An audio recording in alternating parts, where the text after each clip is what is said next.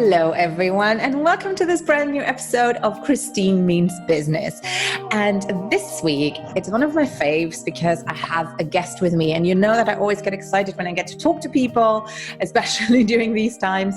And it's a little bit of a different episode, but I do think that it is a desperately needed one for a lot of you out there because we're going to talk about sales today. And so my guest today is Jas Takhar. He is a Toronto native and he has been in the sales and service industry for over 25 years. So he does know what he's talking about. Soon after deciding to try his hand in real estate, he co-founded the REC, and in the course of 15 years has successfully propelled his team to the first place in Canada under Royal LePage. He also did 39 million in sales during the COVID-19 crisis. So this was a couple of weeks ago. I have no idea what the number is right now, but even that is damn impressive. Now, you might be wondering, okay, I'm listening to Christine's podcast because she talks about business. I'm a coach. I have an offline business that I want to take online. Why is she talking to someone who might be pretty well known for selling real estate? It's so different. And we do talk a lot about this. We do talk a lot about selling the invisible. But in the end, you also know that I'm a huge fanatic about numbers, knowing your numbers, feeling comfortable with your numbers, and most of all, feeling comfortable with serving others. And that's what we're going to talk about today, because you might think that the gap between selling real estate and selling health or selling personal development is huge, but in the end it's not. It's all in your head. And so I cannot wait just to talk to you, and we're going to try to do two things. We're really going to try to help you guys out there understand or see your blind spots that you might have. And we're also going to get practical because I cannot wait to pick this genius's brain on what some of the subtle tweaks he uses in order to close those deals. And I'm sure we can all benefit from that. So Jas, welcome so much to this show. Thank you so much for having me, Christine.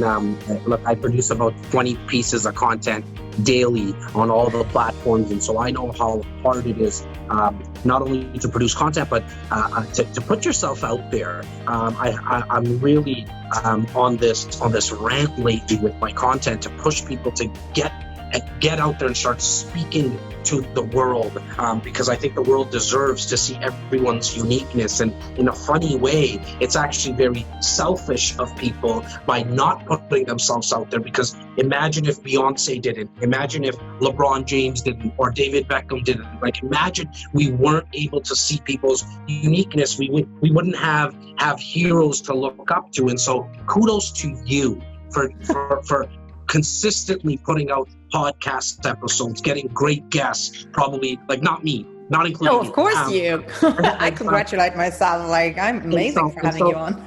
Just a big shout out to you and to anybody who's watching or listening. Like, this girl's putting in the work. She's putting in the work. She's putting in the grind. Like, share these episodes. Get out the word about Christine's podcast, because it's such a pleasure not only to see that smile on your face, but the passion. I mean, we're not next to each other live, obviously, but I can feel the passion come out of this Zoom meeting. And so, again, a big congratulations to you. Well, thank you. I do accept, not so humbly, my humbleness, that's something that went out of the window a long time ago.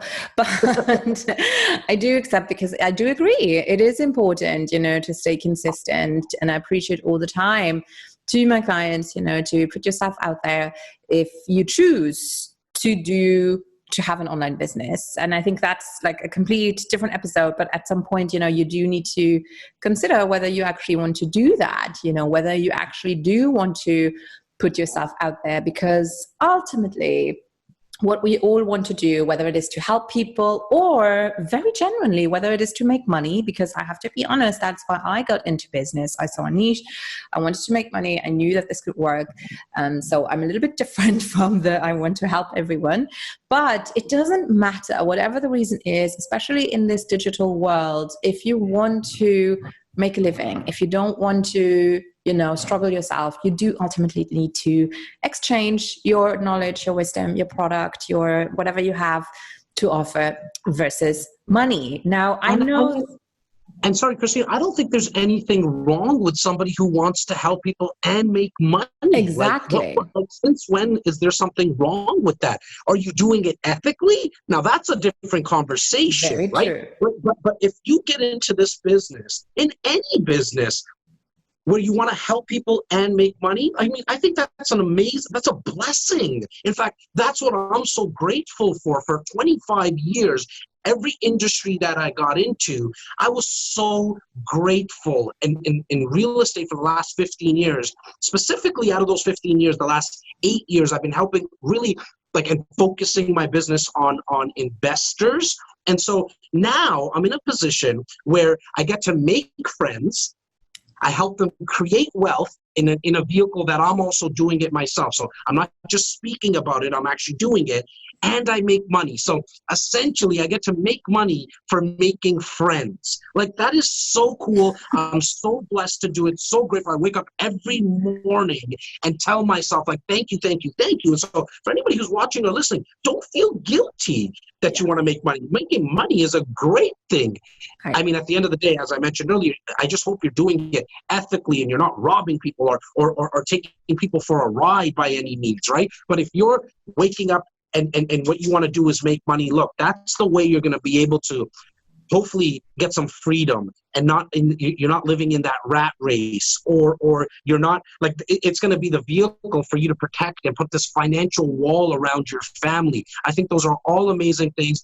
You need to start with not feeling guilty, in my opinion, and just get started. And producing content and speaking to the world, I think it really is essentially the gateway drug. For me, it's been the gateway to open up so many doors. Like, I'm talking to Christine right now. Like, that is so cool. Like, I was never able to do this 5 years ago, 3 years ago, till I started producing content. Now, I think a lot of people think that you have to do video. It's a great place to start, because if you do video, you can then repurpose a lot of your content.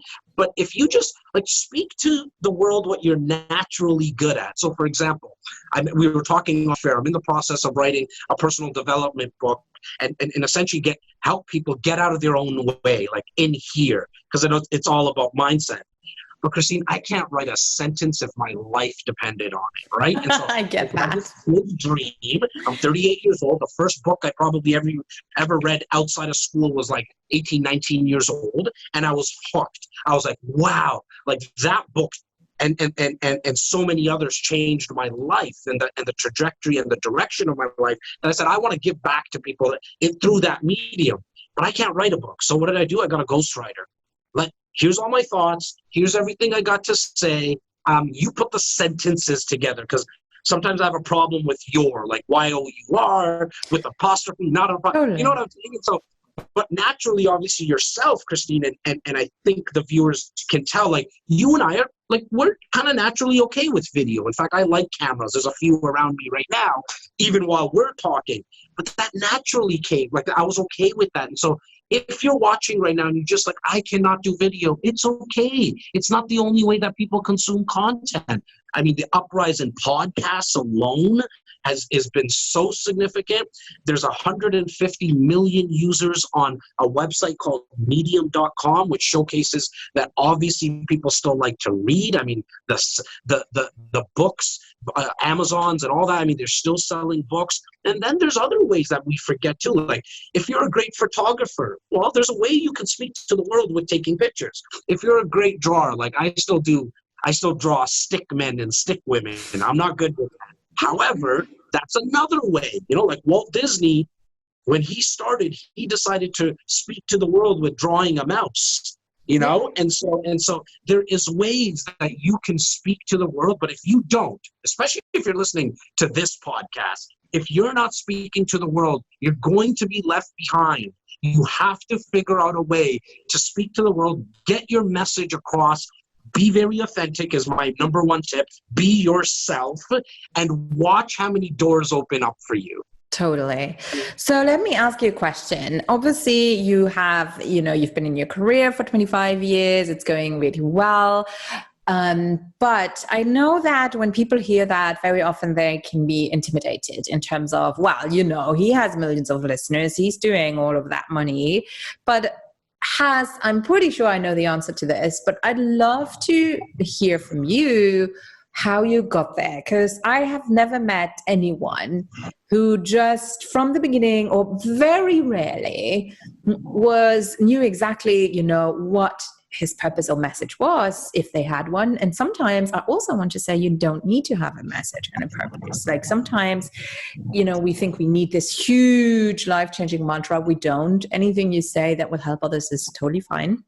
But saying, this inner confidence, how did you get, from wherever you started to where you are now, speaking with confidence, publishing with confidence, and also, if we get back to the root of this episode, to selling with confidence. And you were completely right. There shouldn't be any guilt. But I'm interested whether you always thought that, whether that was something you grew up with family-wise, or whether it took you a learning curve to actually get there. Well, from a confidence perspective, I think experience will always breed self-confidence. And so to answer your question, how did I get there? I'm still in the process. Yeah. I'm still on this journey. There is no destination. There's not, I want to make $10 billion and then I'm done. Like, there is no destination for me personally. I'm having so much fun in the process and in the journey of really exploring the web, right? And I mean the web in here, like exploring what I'm capable of doing. How much can I give back to the squad around me? I mean, I truly am standing on the shoulders of giants with the team around me. These guys and gals make me look very good. They challenge me on a regular basis because they all have their own little intricacies and things that I need to reverse engineer. But as a child, I think what happens with kids is at a very young age, like I have a 7-year-old and a 4-year-old now, and they're the best sales people on the planet. You know what I mean? Like, they're so resilient. They don't take no for an answer. Where I think for some people that stops at a certain age. Like, yeah. I don't know if it's 11, at 12, if it's somebody at the school system, if it's their friends, if it's their family, maybe their parents. I don't know. For me, it just never really stopped, Christine. I always wanted to continue to sell. That's hilarious. So, what did you start with? What was your first? What did you start selling? Look, I'll go back, and when I was 6, maybe 7 years old, I had my hand up right away in class to help with selling Christmas ornaments. Like, I don't even celebrate Christmas, really. Right? Not even tradition. But it was like, oh, I get to knock on doors and not be in the class and do like something cool and different. And then when the teacher asked for help and volunteers with the book sale that was happening, I would put up my hand. Then around 12 years old, it shifted because that's when I got my first paper route. And so now I kind of had a little bit more freedom, right? My parents allowed me to get a paper route, and they never said I had to give them the money. They were like, you do what you want with the money. At that age, it was all about playing arcades for me, but I liked that I had my own little thing. It was almost like my own little business, right? Where so much so that I also noticed that other kids, my buddies that I used to hang around with, they were scared to even ask for a paper route. They didn't want to make the phone call. They didn't know. They didn't have the confidence. And so what I started doing is getting more paper routes and kind of brokering them out to my friends, right? That's I would hilarious. Take a route, they would do the paper route. And then it just snowballed, right? I went into in grade 12, I had, there was a business class. And so there wasn't many classes that I sat through definitely for the full year. I was one of the kids that, teacher, can I go to the bathroom and not come back? Like, that was kind of who I was. But that business class stuck with me till this day because they offered a co-op program, which allows you to work at a store while you're, and that's kind of the whole class, like the whole year. And I went into a retail store, and they offered me a part-time and full-time job. And I tell you that because I started to get really good at it, but I was selling shoes. And I just loved how people came in and I was able to help them through making a decision. Like, I still get goosebumps talking about it because it was something that I could tell that I was good at. And that's how do you do that, though? I'm sorry to interrupt, but this is a huge point. I was helping them to make a decision. That's what we all want to do in the end, right? So to you, it somehow comes intuitively. But if you had to break it down, what do you think did you do in order to help them make that decision? here it is, right? Here's the magic sauce. I've always made it easy for people to make that decision. So what do I mean by that? Like, instead of being, so for example, I don't overpromise and underdeliver. Okay, so I always say to people, I need 5 days to turn that around, knowing in my head it's going to take me a day to 2 days. So I'm always looking for wows. I want people to say, wow, you got back to me so quickly. There's a sign behind me here. I don't know if you can see it, Christine. It says removing friction. Yeah. And the reason that sign's there is because I'm always trying to find out, how can I make it easy for people to buy and not be a salesperson? And so you have to find, in whatever business you're in, to do that. So in real estate now, what I do differently, I think, than the rest of the marketplace is I give away all the information up front. So all my trade secrets, all the ways to create wealth, even I go right down. So I have a team of 35 real estate agents, okay? And then I have 10 support staff. But what we all do really well here is we teach people how to buy their own home, sell their own home, and how to invest into real estate themselves. The rest of the marketplace looks at us like we're on crack. They're like, what are you doing? Like, you're supposed to charge people for that. So, but what I decided to do is, no, inform the marketplace to the best of your ability. Let them make an educated decision. I also know in our country here in Canada, only 2% of people ever sell their own home. So why is everybody worried about the 2%? Worry about focus, not even worry, focus on the 98% of people that always use the service of a real estate agent. And so what I've done is I teach them how to sell their own home, knowing that they're never going to sell their own home. For example, if you're a mechanic, okay, and I'm peeling back my curtains, my business, I'm peeling back the curtains on my business development, where if you're, for example, a car mechanic and you want more business, if you were the one, and this is why it's coming back full circle to producing content, if you taught me how to change my own oil in my car, you're the one who I'm going to think about when I need an oil change. I will never change my own oil. In fact, T-minus 3 weeks ago, 4 weeks ago, I had a problem with my car. And it's a 2-year-old car, so it's pretty new. But as I took it to the dealership, they took 8 days to figure out what the problem was. I told them, I go, leave it there, get me a new car. I don't want the problem anymore, right? So what I'm trying to articulate to somebody is, in that example of being a car mechanic, I want that person to be the top of mind, be the authority. I will never change my own oil. I would rather leave it on the freeway and just leave my car there and go to the dealership and buy another one. There's probably another billion people like myself, right? And so if whatever your business you're in, give away your top advice, your top strategies. You have to live and be in a place of an abundance mentality. Yes, absolutely. And that's what I think a lot of us, or a lot of people who are listening, are feeling uncomfortable right now, because they are obviously taking your words and adapting them to their situation, whatever their situation is. And they're like, okay, he's saying this, but I'm scared to give away my best material. And here's the train of thought that I think most people have, and you already alluded to this, is that if I give my best stuff away, why would they still pay me? And it's the same thing that I preach all of the time: give away your best stuff, because in the end, even if they know, they do not pay you for that. They pay you to do it for them, or to hold them accountable, or because they want more guidance. And that's why your price point is also going up, because they know what they need to do. We all know. I mean, a lot of us are working in health or in, stress resilience, stress management. We all know about meditation. We all know about healthy diet. Do we do it?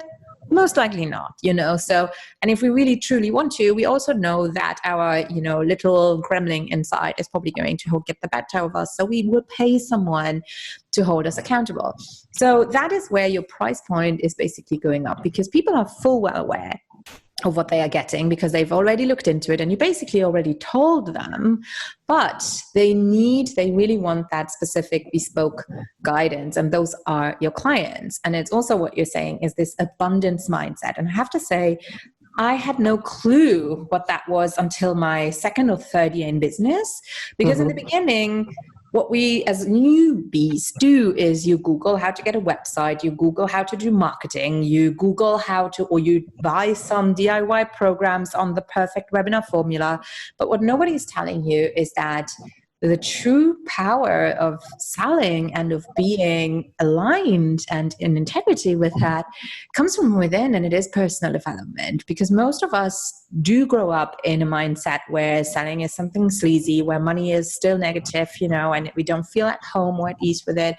So it is inner work, which is fantastic, because that's something that you're writing about now. So I just thought it's really important to because some of you guys listening will not have heard about it yet, because you are in the beginning of your stage of your business. So this is really an amazing shortcut for you, because we will tell you this is where it's at. 100%, Christine. Like the once that shift was made in my head, and I've won the lottery in so many different ways, and I don't mean the like 649 or Moneyball or whatever those things are. In fact, I never played the lottery, but I won it, the day my parents came to Canada. In my opinion, it was one of the most multicultural countries in the world, and there's a lot of opportunity for immigrants as well. And so I was born in the city of Toronto, which for me really just put me a step ahead of 80% of the world, right? And so in that sense, I won the lottery. I also won the lottery that I always was kind of born with that abundance mentality where like there's enough pie for everyone. And if for some reason we run out, we'll go bake more pies. Like we will figure it out. Where I think a lot of people have trouble is understanding that, see, when you have a scarcity mentality, like will always attract like. And so if you're always thinking in scarcity, okay, let me give you an example. Like there's not enough business to go around. There's not enough clients that I'm getting. I'm not making enough money. Or here's another one. I just need enough money to pay my bills. Yes, okay? Big one. So guess what happens? Majority of people who are watching and listening right now, you've always figured out a way to pay your bills. You might have been a little late, but you probably figured out. If you're listening to this podcast, I have a feeling you're in a place at home, in your car, that you probably paid your bills. You might have been a little late. Because that's what you've been focusing on, your brain, way before Google came out, we have a RAS, a reticular activator system in our brain that looks for what you think about. So because you're thinking about the fact that you don't have a lot of clients, you don't have a lot of business, you're not making enough money, or you want to pay your bills, that's what you get in your life. It truly is just a slight mindset shift. When you think about, wow, I have so much business coming my way, I don't know how to deal with it. Now, what starts to happen, your brain starts to find ways to bring more business to you. You might be listening and watching and thinking, well, Jas, I've tried that. It doesn't work. What, did you try it for 6 days? You want to make $1 million a year, $10 million a year, and you tried something for 6 days and you gave up? Sorry. That's like going to the gym for two weeks and then looking in the mirror and saying, where are you, muscles? They'll look at you and be like, what, are you new to this? I know. Exactly. If you go plant a tree in your backyard and go out next week and act like, and try to find where this tree is, it's also going to look at you and say, what, are you new to this? I need sun, I need water, and most importantly, I need time. Exactly. So you have to consistently do it. And it's not just, look, one of my favorite books is The Secret. I actually had a couple of the people on my podcast from it. And like the one thing that I think they didn't do well in that book, in that documentary, is show people that you need to actually work, right? Like you can't just sit there and think about certain things. You need to actually put the feelings that you feel towards it is what truly changes the vibration in the universe to bring you what you're looking for. I agree. And there's actually I actually go a step further with my clients because there's this amazing book and it's by Margaret Lynch and it's called Tapping into Wealth. And it's combined with EFT therapy. So tapping therapy, it's basically where you tap on different meridians to help you clean out any blocks that you have. And the purpose of the book is that it is absolutely in alignment with, whatever you think, if you feel it, if you quantum physics, basically, you will attract, or you will just make your reality come true. But you do need to be aware of the blind spots that you have, meaning of money saboteurs, for example. So, for example, you might know what you want, but you might have subconscious beliefs that will still sabotage you.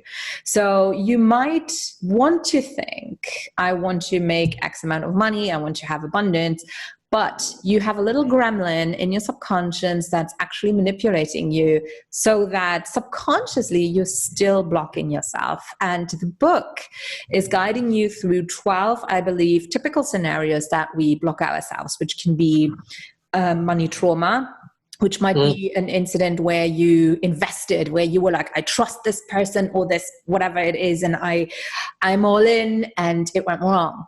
It could have been your past, obviously. It could have been, programming, lots of different things. And I love the book so much, and I recommend it to everyone that I talk to. Tapping into Wealth by Margaret Lynch. It's the best $10 I ever spent, because I got the hard copy, obviously. And it will help you to find those hidden blocks, to make that abundant thinking actually be real. Otherwise, you might be hitting your head against the wall over and over again. Look, I mean, just the small act of complaining will change the shift in the vibration, because you're complaining. Look, I hear it a lot. People saying, I can't afford that. Well, right away now you've set the vibration in motion to show you that you can't afford it. What if you just said, I can afford it, I'm not ready for it right now. Or I can afford it, it hasn't come to me right now. A lot of people spend so much time on the how. Like, how am I going to afford it? How am I going to get a team? How am I going to create more business? The how is not even actually your job. No. It's what do you want and why do you want it? Because the what and the why are in your control. The how will always appear. It always has, and it always continuously will, because the universe, its job is to give to you. You just need to be prepared for it and be ready for it. And so small, as I mentioned, like small things like complaining, most of the time we complain to the wrong person. We complain to our coworkers about our spouses, and we complain to our spouses about our coworkers. I mean, the act of complaining needs to stop, in my opinion, because you're already shifting the universe in the wrong direction. Focus on yourself. It's so hard. Like, so many people in my business here, I hear it when I walk through the halls, like they're comparing themselves to other real estate agents. They're comparing themselves to other content creators. Like, spend that time on putting in the work. Like, get back that time that you're giving out in the universe in a negative way when you're comparing. I don't have as much. I need more. And focus that and hone in on yourself. Agreed. Absolutely agreed. I think that this is the baseline, and people might not expect this, they might just expect hardcore sales lines or whatever, but this is the underlying current that needs to be in place in order to succeed in whatever level you are. However, I do, like myself, a little bit of practical advice too. So you already provided us with this amazing wisdom, of actually giving away your most prized possession, as in intellectual ideas or processes or whatever, what have you. What is one more thing? And that's the last thing I'm going to ask you for today. But what is one more thing where you think, this is something that doesn't matter what you're selling, but this is a little thing I do that I find really, again, helps this person to make the right decision, which hopefully is obviously to work with you or to buy from you. Following up. It is... it makes me cringe, but it's so true. I have a feeling the lack of following up makes you cringe. But yeah. Of myself, total guilt here. The average person, when you're talking real estate, but I can take it down to really any decision, needs to be followed up anywhere from 17 to 22 times. That's a real estate national statistic. Okay, so which means if let's just use 17 as the baseline number in real estate. a purchaser or a seller needs to be followed up on an average 17 times. That's by phone, email, text, video, whatever it is, right? All the mediums that you can follow up with somebody, which also means that it might take 34 times for you to follow up with them. You might get lucky the first time you come in communication with them that they buy or sell or invest with you. But on average, it's 17 times. I have come across so many salespeople in all the different industries, and I think English is like maybe their third language. Sometimes it's their fourth language, but they're so successful. Why? Because they consistently, and they're very persistent at it, they consistently follow up. I do business with some of those people. Why? Because I'm just like, damn, dude, stop calling me, but here's my business. Like, you're so persistent, I want to give you the business. But more importantly, for somebody who's watching or listening, you need to always follow up with your clients. Now, and I don't mean that in an annoying way, but something tactical that I do is I say, Christine, is it okay? Are you ready to do business now? And if you say no, no problem. Is it okay? Because I want to add like a sidebar out of role play. I want to make sure I get permission from Christine to follow up. And so what I'm going to say is, Christine, is it okay if I follow up with you in 6 months? And if you say yes, great. Permission has been granted. Now, what I do is I cut that any time that the client gives me 6 months, a year, 3 months, 3 days, I cut it in half. So if they say, yes, follow up with me in 6 months, I'm going to call in 3 months and say, Christine, are you still, are we still on track for 3 months from now? I just wanted to double check. And the reason I do that, because I've learned the hard way, where I calls at that 6 month period and Christine's like, oh my God, Jas, I can't tell you, 2 weeks ago I just bought a house. I couldn't find your contact info. That happened to me twice. I said, never again. So what I decided to do is just cut that time in half, whatever time was granted to me to follow up. And so if you can just be consistent with following up, you're going to do so much business because it's a numbers game in sales. It is. It's just a numbers game, right? So you have to consistently follow up. That's where I see most sales people drop the ball. They get lazy. I don't know any other word for it. I don't want to try to be nice about it because I really want somebody who's watching, and just one person who's watching or listening, to make a massive shift in their business. Just by following up, you will earn so much more money because you're the one who follows up. Where most salespeople, they don't follow up more than 3 times. Like 3 times is the most that they're going to follow up. And so the majority of sales are done after 12 to 15. I said 17 in real estate, but in any industry, you need 12 to 15 sales. Like the bigger the ticket price item, if you're selling a program for $10,000, well, you might not get them on day one. You might take 8 to 10 follow-ups. Are you going to be the one who gave up? Or are you the one who's going to continuously follow up? I agree. And nowadays, it's not that hard to keep track. Obviously you can go old school and you can write it down, but something I would suggest if you say you have a sales call today, is that literally if they say, I'm not sure yet, you literally schedule your follow-up in your Google Calendar straight away. It's not done, but I use Dubsado, which is a CRM, which will do this automatically for me, literally just tagging them follow up, and there will be an email going out automatically, so you can do whatever you want to. You can do it more personally, just do a Google note in your calendar and send a voice memo, whatever you want to do. But I do think that I heard this over and over and over, and I know it's true, because whenever I do it, it works. But I'm one of those lazy bums as well. I don't nearly follow up enough. But it's funny you said that, because today I did follow up with someone. So let's see what will come of it. But I do think, yes. It just becomes a habit over time. And so for myself, I have 10,000 people, a little under 10,000. I think it's like 9,800 and change people that are in my community that needed to be followed up on. So I can't do that by myself. I have salespeople, but they're on the road, and so I have hired. Oh, hang on. Something happened with your sound there. This happens at the end of every podcast. What's happening? Oh, does it? This is happening a lot. This is the third time somebody told me this right at the end. at the 35-minute, 40-minute mark. It's so fun. Can you hear me? I can't hear you very well, like your professional mic has somehow cut out.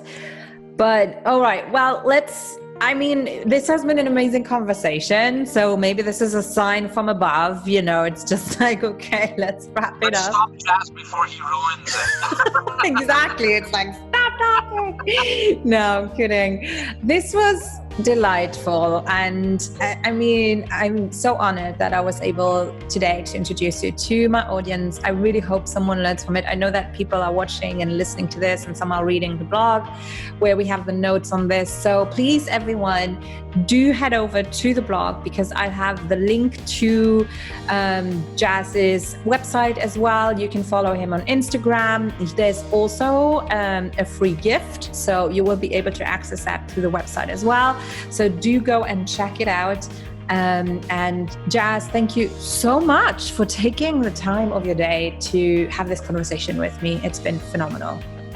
Thank you so much for having me, Christine. It's much, much appreciated. Thank you very much. Take care and greetings to Canada. Bye.